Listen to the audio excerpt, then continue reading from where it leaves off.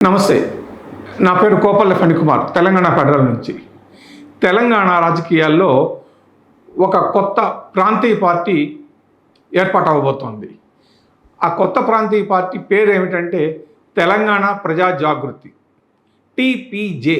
ఈ టీపీజేకి అధ్యక్షురాలు కల్వకుంట్ల కవిత. మొన్న ఉగాది రోజున కవిత ఫార్మల్గా మీడియా సమావేశం పెట్టి తొందరలో ఒక ప్రాంతీయ పార్టీ పెట్టబోతున్నట్లు ప్రకటించారు. దీనికి సంబంధించిన విధి విధానాలు ఇవన్నీ కూడా ఏప్రిల్ 25వ తేదీన ఒక బహిరంగ సభ పెట్టి అన్నీ ప్రకటిస్తామని చెప్పారు. తెలంగాణలో ప్రస్తుతం ఒక ప్రాంతీయ పార్టీ ఉండాల్సిన అవసరం చాలా ఉంది అని కవిత అన్నారు. ప్రాంతీయ పార్టీ అవసరం ఎందుకు ఉంది అంటే ఇప్పుడు తెలంగాణలో ఉన్నవన్నీ జాతీయ పార్టీలే అని ఆవిడ అంటున్నారు. ఎలాగా? అధికారంలో ఉన్న కాంగ్రెస్ పార్టీ, ప్రతిపక్షంలో ఉన్న బీజేపీ, ప్రధాన ప్రతిపక్షమైన బీఆర్ఎస్, ఈ మూడు కూడా జాతీయ పార్టీలే. సో ఇక సిపిఐ, సిపిఎం ఉన్నా కూడా పెద్ద ఉనికిలో లేని పార్టీలు అవి. ఉన్నాయంటే ఉన్నాయి అంతవరకే. సిపిఐ ఒక ఎమ్మెల్యే ఉన్నారు, కొత్తగూడెంలో కూనంనేని సాంబశివరావు గెలిచారు. సిపిఎంకి అసలు అది కూడా లేదు. కాబట్టి ఆ రెండు పార్టీలను పెద్దగా ఎవరు పట్టించుకోవటం లేదు. ఎంఐఎం కూడా ఉంది, కానీ అది కూడా జాతీయ పార్టీయే. అది ఒక హైదరాబాదు ఎంపీ గెలుచుకుంటున్నది, తెలంగాణలో అక్కడక్కడ పోటీ చేస్తోంది. అంతేగాని అదే పనిగా సీట్లు గెలుచుకోవాలి, అసెంబ్లీలో సత్తా చాటాలి అన్నటువంటి పట్టుదలగా తెలంగాణలో ఇంతవరకు ఎంఐఎం పోటీ చేయలేదు. పోటీ చేయనప్పటికీ కూడా అది కూడా జాతీయ పార్టీయే. కాబట్టి కవిత దృష్టిలో తెలంగాణలో ఇప్పుడు ఉన్నవన్నీ జాతీయ పార్టీలే. ప్రాంతీయ పార్టీ అవసరం చాలా ఉంది. ఎందుకు అంటే పబ్లిక్ రిప్రజెంట్ చేయగలిగింది ప్రాంతీయ పార్టీ మాత్రమే. తెలంగాణ ప్రజల ఆకాంక్షలను నెరవేర్చేది తమ పార్టీ వల్లే సాధ్యమవుతుంది. తమ పార్టీ ఒక్కటే తెలంగాణ ప్రజల ప్రతినిధిగా గొంతెత్తుతుంది అని ఆవిడ గట్టిగా చెప్తున్నారు. అందుకనే ప్రాంతీయ పార్టీ అవసరం ఉంది అనేది ఆవిడ ఆలోచన. ఇక దీనికి సంబంధించి మనము ఇంకొక 3-4 విషయాలు చెప్పుకుందాం. అదేమిటంటే తండ్రి కేసీఆర్ ఆమెను దూరం పెట్టారు. సోదరుడు కేటీఆర్తో పాటు దగ్గర బంధువులు హరీష్ రావు, సంతోష్ రావుతో పడకపోవడంతోనే కవిత పార్టీలో నుంచి బయటకు రావాల్సి వచ్చింది. పార్టీలోనే ఉంటూ లేఖలు రాయడము, వాళ్ళ గురించి మాట్లాడటము, అవి సంచలనం సృష్టించడము, ఆ సంచలనాలు పార్టీకి మైనస్ అవ్వడము, ఇటువంటి వాటన్నిటిని దృష్టిలో పెట్టుకొని కవితను పార్టీ నుంచి బయటకు పంపించేశారు. తను పార్టీ నుంచి బయటకు రావడానికి సోదరుడు హరీష్ రావు, సంతోష్ రావే కారణమని ఆవిడ ఎంత చెప్తున్నా కూడా తండ్రి కేసీఆర్ అనుమతి లేనిదే ఆమె పార్టీలో నుంచి బయటకు రావాల్సిన పరిస్థితి అయితే ఉండేది కాదు. కాబట్టి అందరూ కలిసి ఆమెను బయటకు పంపించేశారనేది వాస్తవం. పార్టీలో నుంచి బయటకు వచ్చేసిన దగ్గర నుంచి 9.5 సంవత్సరాల బీఆర్ఎస్ పాలనలో ఏమి జరిగింది అన్న విషయాలను ఇప్పుడు వివరిస్తున్నారు, ఆరోపణలు చేస్తున్నారు. కేసీఆర్ ముఖ్యమంత్రిగా ఉన్నప్పుడు తెలంగాణలో సామాజిక తెలంగాణ రాలేదని, అధికారం అయితే వచ్చింది కానీ సామాజిక తెలంగాణను సాధించుకోలేకపోయామని, కాళేశ్వరం అవినీతి జరిగిందని, ఇట్లా రకరకాలుగా ఆరోపణలు చేస్తున్నారు హరీష్, సంతోష్ను టార్గెట్ చేసుకుంటూ. అయితే ఆ ఆరోపణలను జనాలు ఎంతవరకు పట్టించుకుంటున్నారు, ఎంత విలువిస్తున్నారు అన్నది ఇక్కడ కీలకమైన పాయింట్. ఎందుకు అంటే అధికారంలో ఉన్నప్పుడు ఎప్పుడు కూడా కవిత ఈ విషయాలను ఎక్కడా ప్రస్తావించలేదు. పార్టీలో నుంచి బయటకు వచ్చేసిన తర్వాత మాత్రమే ఇటువంటి ఆరోపణలు చేస్తున్నారు. ఎందుకు?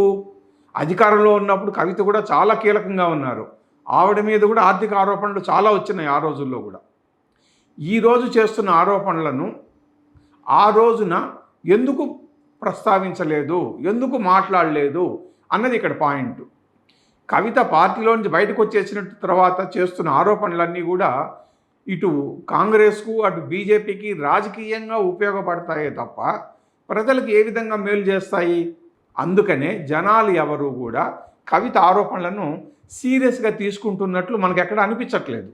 ఒకవేళ కవిత పార్టీలో నుంచి బయటకు రాకుండా ఉండి ఉంటే ఇప్పుడు మాట్లాడుతున్న మాటలన్నింటినీ పార్టీలో ఉంటూ కూడా ప్రశ్నించేవారేనా, లేవనెత్తేవారేనా అన్నది ఇక్కడ కీలకమైన పాయింట్. ఇక్కడ మొత్తం మీద చూసుకోవాల్సింది ఏంటంటే ఇక్కడ 4 అంశాలు ఉన్నాయి. ఒకటి, ఆవిడ బలం ఏమిటి అనేది. కేసీఆర్ కూతురు అన్న గుర్తింపు తప్ప కవితకు మరొక ఐడెంటిటీ ఏమన్నా ఉందా, ఆమెకు సొంత బలం అంటూ ఏమన్నా ఉందా అని చూస్తే లేదు అనే సమాధానం వినిపిస్తుంది. ఎందుకు? కవితకంటూ ప్రత్యేకమైన ప్లస్ పాయింట్లు అంటూ ఏమీ లేవు. ఆమెకు ఒక కీలకమైన పాయింట్ ప్లస్గా ఉంది. ఏమిటంటే మాటకారితనం. ఆవిడ ఏ సబ్జెక్టు మీదైనా సరే అనర్గళంగా మాట్లాడగలదు. అంతవరకు అందరూ ఒప్పుకోవాల్సిందే. అయితే ఆ మాటల్లో ఎంతవరకు లాజిక్ ఉంటుంది, ఎంతవరకు బలం ఉంటుంది అన్నది డౌటే. అధికారంలో ఉన్నప్పుడు నిజామాబాద్ ఎంపీగా పోటీ చేశారు, గెలిచారు.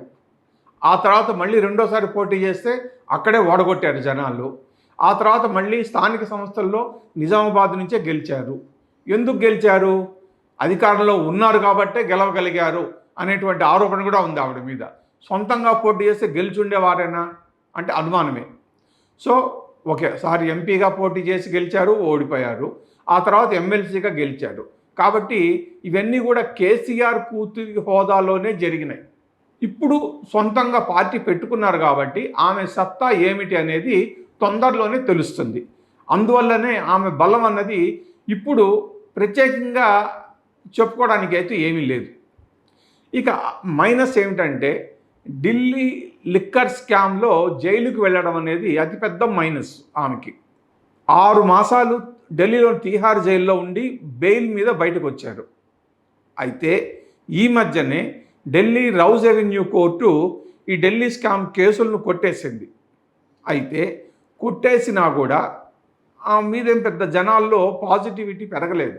నేను కడిగిన ముత్యంలాగా బయటకు వస్తానని ఎప్పుడో చెప్పాను కాబట్టి ఇప్పుడు వచ్చాను, తాను మొదటి నుంచి చెబుతున్నదే కరెక్ట్ అయింది, నా మీద ఆరోపణలన్నిటి కూడా రాజకీయ ప్రేరేపితాలు, కక్ష సాధింపు అని ఇట్లా రకరకాలుగా చెప్పుకుంటున్నారు కవిత. అయితే సిబిఐ ఏం చేసింది?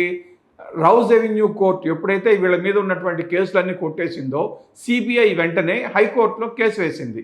ఇప్పుడు ఆ కేసు విచారణలో ఉంది. హైకోర్టు అందరికీ నోటీసులు ఇచ్చింది. అందరికీలో భాగంగానే కవిత కూడా నోటీసు ఇచ్చింది. కవిత ఢిల్లీ హైకోర్టులో సమాధానం ఇచ్చారు, అపీల్ అయ్యారు. సో ఆ కేసు విచారణ జరుగుతోంది. ఏది ఏమైనా ఢిల్లీ లిక్కర్ స్కామ్ అన్నది కవితకు అతిపెద్ద మైనస్ అనే చెప్పుకోవాలి మనం.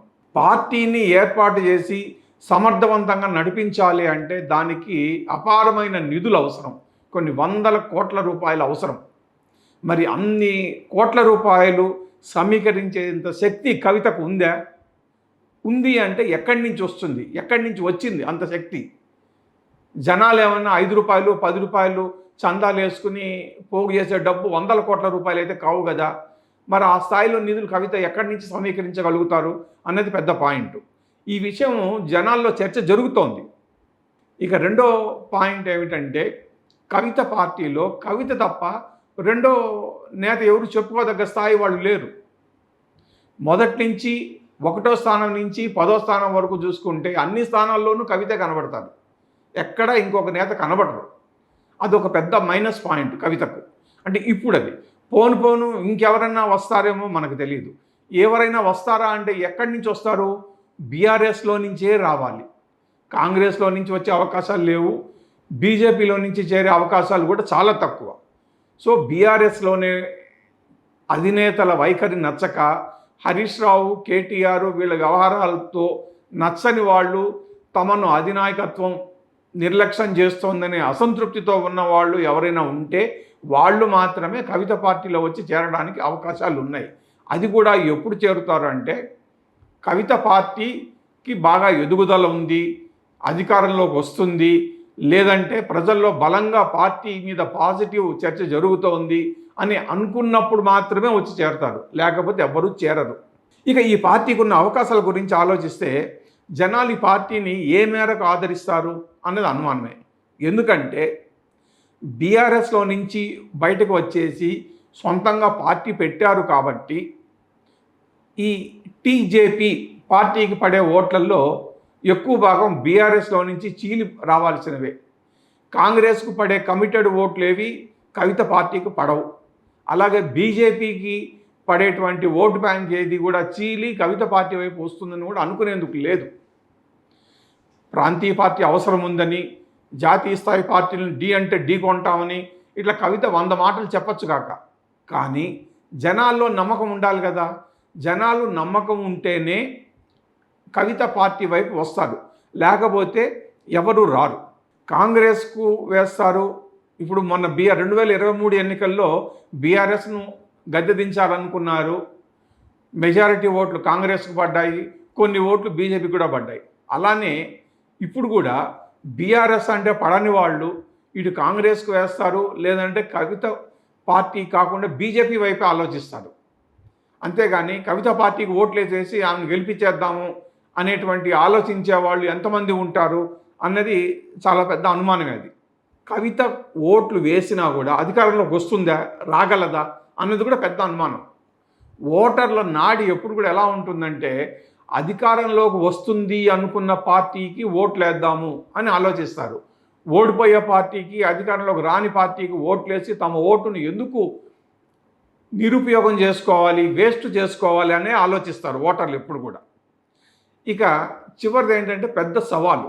ఆ సవాలు ఏమిటంటే, తొందరలో జరగబోయే పరిషత్, గ్రేటర్ హైదరాబాద్ మున్సిపల్ కార్పొరేషన్ ఎన్నికలతో పాటు ఖమ్మం, వరంగల్ కార్పొరేషన్ ఎన్నికలు జరగబోతున్నాయి. బహుశా ఒక 3-4 నెలల్లో జరుగుతాయి అవి. ఈ ఎన్నికల్లో కవిత పార్టీ అభ్యర్థులు పోటీ చేస్తారా అన్నది ఒక ప్రశ్నార్థకం. పోటీ చేస్తే ఏ మేరకు మిగతా పార్టీలను ధీటుగా ఎదుర్కొంటారు, ఏ మేరకు ప్రభావం చూపించగలుగుతారు అన్నది చాలా కీలకమైన పాయింట్ ఇక్కడ. ఈ ఎన్నికల్లో కవిత పార్టీ తరఫున పోటీ చేసే అభ్యర్థులు ఎటువంటి ప్రభావము చూపలేకపోతే అది అతిపెద్ద మైనస్గా మారిపోతుంది. సో పోటీ చేయడము, ప్రభావం చూపడం, సీట్లు గెలుచుకోవడం, ఈ 3 పాయింట్లు కవిత పార్టీకి చాలా పెద్ద సవాలుగా నిలవబోతున్నాయి. ఈ సవాలును కవిత ఏ విధంగా అధిగమించబోతున్నారు అన్నదే చూడాలి.